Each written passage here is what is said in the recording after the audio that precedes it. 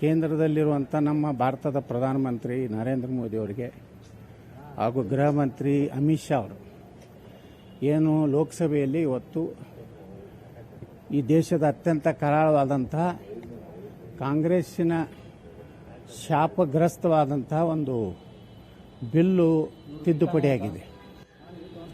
ಇದರಿಂದ ಇವತ್ತು ಯಾವುದೇ ವಕಫ್ ಅನ್ನುವಂಥದ್ದು ಆಸ್ತಿಯನ್ನು ಬೇಕಾಬಿಟ್ಟಿಯಾಗಿ ಘೋಷಣೆ ಮಾಡಲಿಕ್ಕೆ ಬರೋದಿಲ್ಲ. ಜಿಲ್ಲಾಧಿಕಾರಿಗಳಕ್ಕಿಂತ ಮೇಲಿನ ಅಧಿಕಾರಿಗಳ ಒಂದು ಪರಿವೀಕ್ಷಣೆಯಲ್ಲಿ ಅದು ಇವ್ರದೇ ಆಸ್ತಿ ಅನ್ನೋಂಥದ್ದು ಮೊದಲು ದೃಢೀಕರಣ ಆಗಬೇಕು ಅನ್ನೋಂಥದ್ದೇನು ತಿದ್ದುಪಡಿ ಮಾಡಿದ್ದಾರೆ. ಇದರಿಂದ ಇಡೀ ದೇಶದಲ್ಲಿ ಇವತ್ತು ವಕಫ್ದವರು ಏನು ಟ್ರಿಬ್ಯುನಲ್ದಲ್ಲಿ ಇವತ್ತು ವಿಧಾನಸೌಧನೂ ನಮ್ಮದೇ, ಹೈಕೋರ್ಟ್ ನಮ್ಮದೇ, ಭಾರತದ ಪಾರ್ಲಿಮೆಂಟ್ ನಮ್ಮದೇ ಅನ್ನೋಂಥ ಒಂದೇನು ಅವರ ಒಂದು ರೀತಿ ಇಡೀ ದೇಶನೇ ನಮ್ಮದೇ ಅನ್ನೋಂಥ ಲೆಕ್ಕದಲ್ಲಿ ಏನು ಮಾತಾಡ್ತಾಯಿದ್ರು, ಅದಕ್ಕೆ ಒಂದು ಕಡಿವಾಣ ಹಾಕಿದ್ದಾರೆ. ಇದಕ್ಕೆ ಮೂಲ ಕಾರಣ ಕರ್ನಾಟಕದ ನಮ್ಮ ಏನು ತಂಡ ಇದೆ, ಬಿ ಜೆ ಪಿಯಲ್ಲಿ ಇರುವಂಥ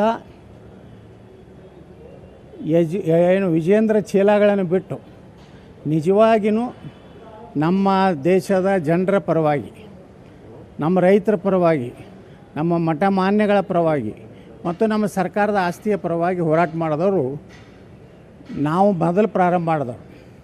ಕುಮಾರ್ ಬಂಗಾರಪ್ಪನವರು, ರಮೇಶ್ ಜಾರಕಿಹೊಳಿ ಅವರು, ಅರವಿಂದ್ ಲಿಂಬಾವಳಿ ಅವರು, ಎನ್ ಆರ್ ಸಂತೋಷ್ ಅವರು, ವಿ ಪಿ ಹರೀಶ್ ಅವರು, ಜಿ ಎಮ್ ಸಿದ್ದೇಶ್ ಅವರು ಮತ್ತು ನಮ್ಮ ರಾಯಚೂರಿನ ಮಾಜಿ ಸಂಸದರು ನಾಯಕ್ ಅವರು, ಪ್ರಕಾಶ್ ಖಂಡ್ರೆ ಅವರು, ಅನೇಕರು ಇವತ್ತೇನು ಇಡೀ ರಾಜ್ಯ ಸುತ್ತಿ ಪ್ರತಿಯೊಂದು ಜಿಲ್ಲೆ ಮತ್ತು ಪ್ರತಿಯೊಂದು ಹೋಬಳಿ ಮಟ್ಟದಲ್ಲಿ ಏನು ವಕಫ್ನಿಂದ ಇವತ್ತು ಯಾವ ರೀತಿ ಈ ಒಂದು ಕೆಟ್ಟ ಕರಾಳ ಶಾಸನದಿಂದ ನಮ್ಮ ರೈತರ ಜಮೀನು ನುಂಗುವಂಥದ್ದು, ಮಠಾಧೀಶರು ಸುಮಾರು 400-500 ವರ್ಷಗಳ ಇತಿಹಾಸ ಇರುವಂಥ ಮಠಾಧೀಶರು ಸಹಿತ ಮಠಗಳನ್ನು ಹೋಗುವಂಥ ಪರಿಸ್ಥಿತಿ ಇದು. ಅದರಿಂದ ನಿನ್ನೆ ಲೋಕಸಭೆಯಲ್ಲಿ ಪಾಸಾಗಿದೆ, ಇನ್ನು ಸಹಜವಾಗಿ ರಾಜ್ಯಸಭೆಯಲ್ಲಿ ಪಾಸಾಗ್ತದೆ.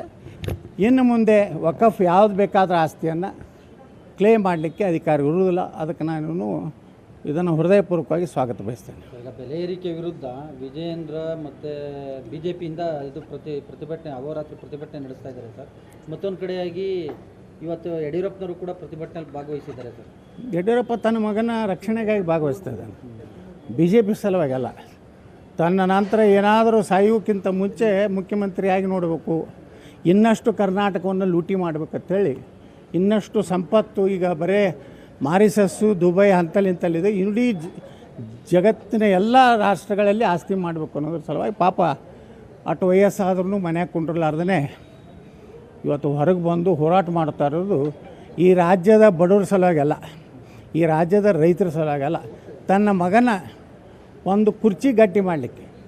ಯಾಕಂದರೆ ಇದೇ ರೀತಿ ಬ್ಲ್ಯಾಕ್ ಮೇಲ್ ಮಾಡಿ, ಅಮಿತ್ ಶಾರ್ಗೆ ಬ್ಲ್ಯಾಕ್ ಮೇಲ್ ಮಾಡಿ ಎಲ್ಲ ನನ್ನ ಮಗನ ತೆಗೆದುಬಿಟ್ರೆ, ಯತ್ನಾಳ್ ಹೊರಗೆ ಹಾಕದಿದ್ದರೆ ನಾನು ನೇಣು ಹಾಕೋತೀನೋ ಅಂತ ಕೆಳಮಟ್ಟದ ರಾಜಕಾರಣ ಮಾಡ್ಕೊಂಡು ಯಡಿಯೂರಪ್ಪ ಇವತ್ತು ಕೊನೆಯ ದಿನಗಳನ್ನು ಎನಿಸ್ತಾ ಇದ್ದಾರೆ.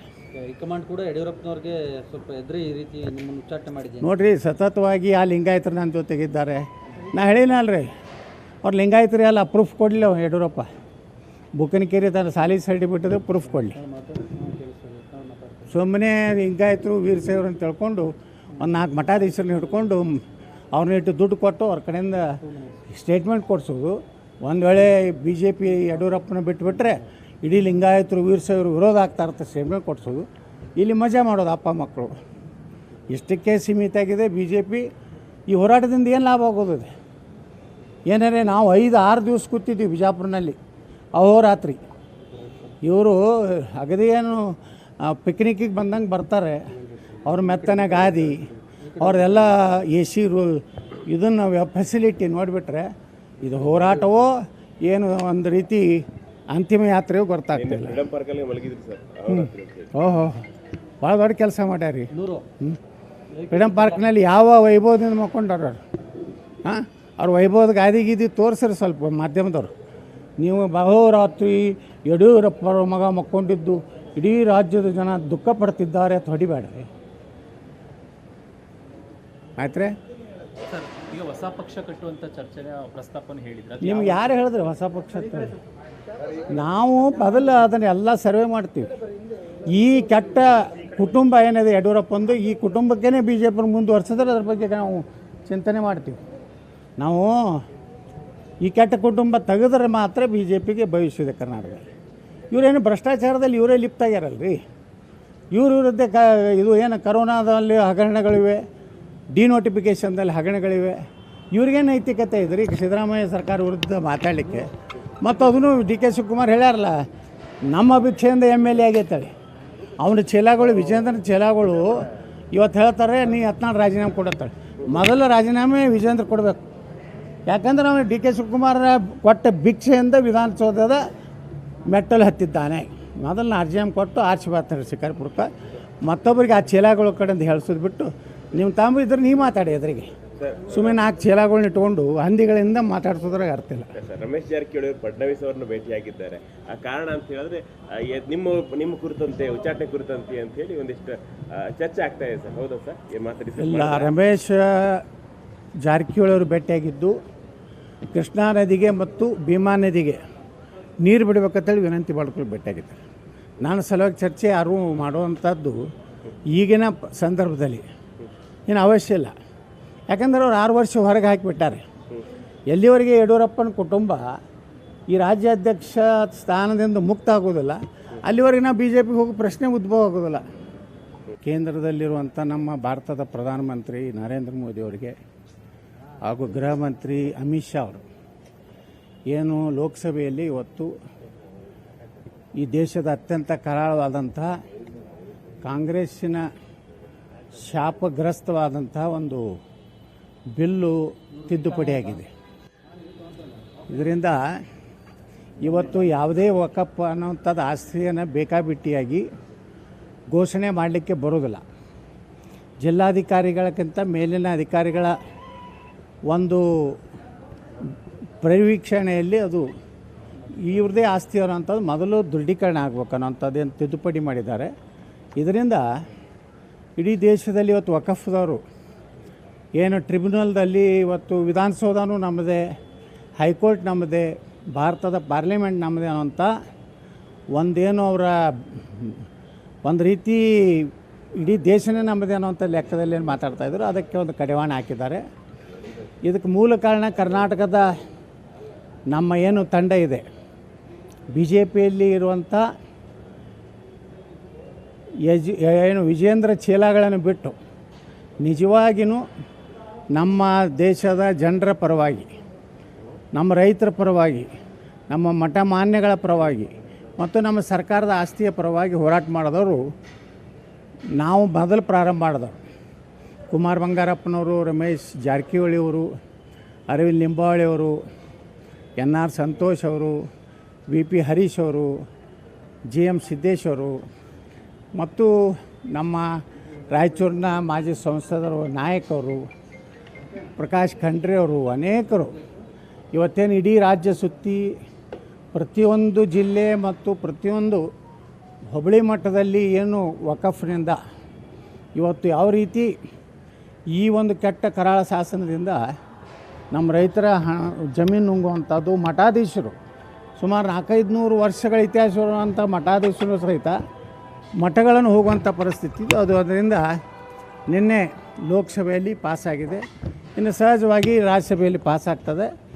ಇನ್ನು ಮುಂದೆ ವಕಫ್ ಯಾವುದು ಬೇಕಾದರೂ ಆಸ್ತಿಯನ್ನು ಕ್ಲೇಮ್ ಮಾಡಲಿಕ್ಕೆ ಅಧಿಕಾರ ಇರುವುದಿಲ್ಲ. ಅದಕ್ಕೆ ನಾನು ಇದನ್ನು ಹೃದಯಪೂರ್ವಕವಾಗಿ ಸ್ವಾಗತ ಬಯಸ್ತೇನೆ. ಈಗ ಬೆಲೆ ಏರಿಕೆ ವಿರುದ್ಧ ವಿಜಯೇಂದ್ರ ಮತ್ತು BJPಯಿಂದ ಇದು ಪ್ರತಿಭಟನೆ, ಅಹೋರಾತ್ರಿ ಪ್ರತಿಭಟನೆ ನಡೆಸ್ತಾ ಇದ್ದಾರೆ ಸರ್. ಮತ್ತೊಂದು ಕಡೆಯಾಗಿ ಇವತ್ತು ಯಡಿಯೂರಪ್ಪನವರು ಕೂಡ ಪ್ರತಿಭಟನೆಯಲ್ಲಿ ಭಾಗವಹಿಸಿದ್ದಾರೆ ಸರ್. ಯಡಿಯೂರಪ್ಪ ತನ್ನ ಮಗನ ರಕ್ಷಣೆಗಾಗಿ ಭಾಗವಹಿಸ್ತಾ ಇದ್ದಾನೆ, BJP ಸಲುವಾಗಿ ಅಲ್ಲ. ತನ್ನ ನಂತರ ಏನಾದರೂ ಸಾಯುವುದಕ್ಕಿಂತ ಮುಂಚೆ ಮುಖ್ಯಮಂತ್ರಿಯಾಗಿ ನೋಡಬೇಕು, ಇನ್ನಷ್ಟು ಕರ್ನಾಟಕವನ್ನು ಲೂಟಿ ಮಾಡಬೇಕಂತೇಳಿ, ಇನ್ನಷ್ಟು ಸಂಪತ್ತು ಈಗ ಬರೇ ಮಾರಿಸಸ್ಸು, ದುಬೈ ಇಂತಲ್ಲಿದೆ, ಇಡೀ ಜಗತ್ತಿನ ಎಲ್ಲ ರಾಷ್ಟ್ರಗಳಲ್ಲಿ ಆಸ್ತಿ ಮಾಡಬೇಕು ಅನ್ನೋದ್ರ ಸಲುವಾಗಿ ಪಾಪ ಅಷ್ಟು ವಯಸ್ಸಾದ್ರೂ ಮನ್ಯಾಗ ಕುಂಡ್ರಲಾರ್ದೇ ಇವತ್ತು ಹೊರಗೆ ಬಂದು ಹೋರಾಟ ಮಾಡ್ತಾ ಇರೋದು ಈ ರಾಜ್ಯದ ಬಡವರ ಸಲುವಾಗಲ್ಲ, ಈ ರಾಜ್ಯದ ರೈತರ ಸಲುವಾಗಲ್ಲ, ತನ್ನ ಮಗನ ಒಂದು ಕುರ್ಚಿ ಗಟ್ಟಿ ಮಾಡಲಿಕ್ಕೆ. ಯಾಕಂದರೆ ಇದೇ ರೀತಿ ಬ್ಲ್ಯಾಕ್ ಮೇಲ್ ಮಾಡಿ ಅಮಿತ್ ಶಾ ಅವ್ರಿಗೆ ಬ್ಲ್ಯಾಕ್ ಮೇಲ್ ಮಾಡಿ ಎಲ್ಲ ನನ್ನ ಮಗನ ತೆಗೆದುಬಿಟ್ರೆ ಯತ್ನಾಳ್ ಹೊರಗೆ ಹಾಕದಿದ್ದರೆ ನಾನು ನೇಣು ಹಾಕೋತೀನೋ ಅಂತ ಕೆಳಮಟ್ಟದ ರಾಜಕಾರಣ ಮಾಡ್ಕೊಂಡು ಯಡಿಯೂರಪ್ಪ ಇವತ್ತು ಕೊನೆಯ ದಿನಗಳನ್ನು ಎನಿಸ್ತಾ ಇದ್ದಾರೆ.